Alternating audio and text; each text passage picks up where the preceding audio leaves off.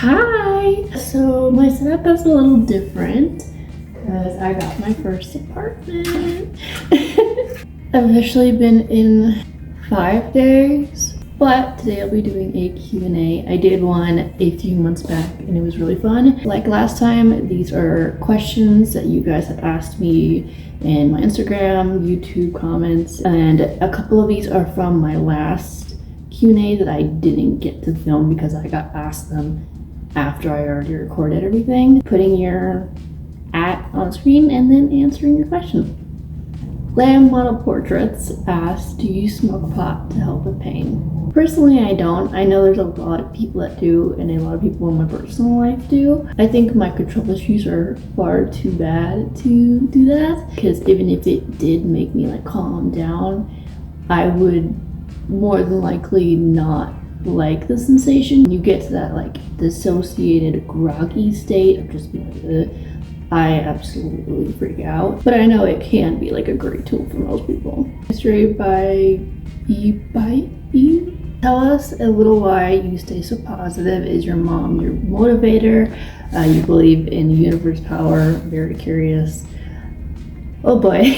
So my mom is definitely one of the biggest factors, but I think overall it is definitely my spirituality that keeps me on the right track. At least I'm a very spiritual person, and I believe that like everything happens for a reason. I believe that I'm always protected. I have a lot of personal reassurance in my beliefs, so for me it's almost hard to be sad nowadays, because when I am sad I have like my emotions, but I'm also like half dissociated from the emotion because I know it's only temporary, and I know that even though something shitty's happening right now, it's for something good. So I can't fully be angry because I'm like, I trust it, you know? So it's a good thing. It's just uncomfortable sometimes. And like an example of me having personal reassurance, my favorite number is 19. I wanted to be 19 since I was a kid. 19 is on everything. It's my lucky number. And then I am now 19. And as a kid, I always told myself that 19 was going to be the year that everything changes for me, like for the good. I'm going to get everything I ever wanted. And I've believed that since I was like 5. So much so that when I turned 19 on my birthday, I got the fool tattooed, but in the O's of the fool, 19. So much trust into my beliefs that I tattooed it on my skin. Almost done with 19. Found love of my life. I'm in my first apartment. Best health I've ever been in all aspects. Got job I always wanted. I'm actually making some decent movements in my career. So yeah, I hit the nail on the head with that one. And I can't wait to be 29. I don't know what that's gonna look like, but it's up from here. And that's just like the teeniest bit of my spirituality. Really like 9. Fit girls are gorgeous. Ask the question a man shouldn't ask, which I am assuming is asking my weight. Listen, it's not a healthy weight. Last I checked, I am 93 pounds, but I'm working on that. I mean, I've been open since the time that I have an eating disorder and that I'm not healthy, and I'm also 5'6", so it's definitely not a healthy weight with my age and my height and so on. But it is going up. The most I have ever weighed in my life, which was when I was like 12, was 103, I think. I do know that my Marfan syndrome does have a play in that. We are thin and long, but I also just fucking suck at eating. So it is something that I am heavily working on right now, because in order to maintain a life, kind of need to get my weight up. So 93 for now. The same person asked, what is your favorite book? My favorite book from my childhood, and it's called Amelia Bedelia. Like, I think there's different versions of her, but the one where she's like a maid I don't know why, it still cracks me the fuck up, and I love it. Spetty Chris asked, how are you doing, and how was your everything going in love life and friends and etc. I'm absolutely wonderful in all aspects of my life. All is good, and then all of you guys are all nice to me, so I appreciate that. Steven asked, have you ever been to therapy? Hi.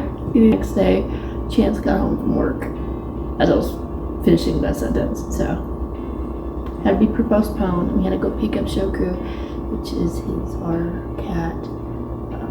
She's adjusting great. So, continuing. Steven asked, have you ever been to therapy? And I personally have never. I have done physical therapy, of course, doesn't go well. And I have talked to psychiatrists and shit, but that was mandatory from my doctors. And they never like me. Therapist of any kind doesn't usually go great for me, but I do love therapy. I think it's an amazing tool, and I'm so glad it's helped you. I think it's something I would want to do in the future.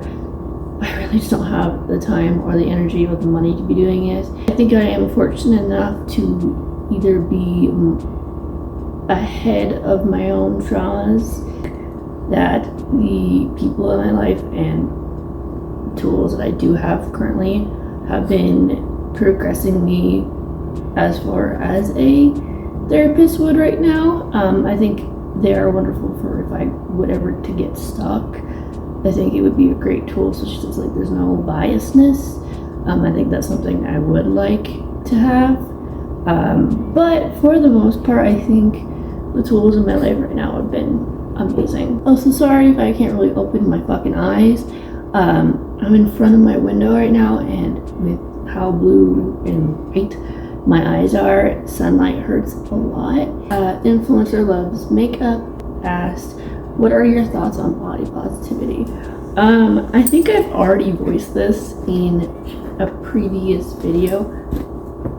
Obviously, I'm all for it. I love humans. I love everything that makes anybody unique, and I think body positivity is amazing as long as it's genuine and there's no hypocrisy in it.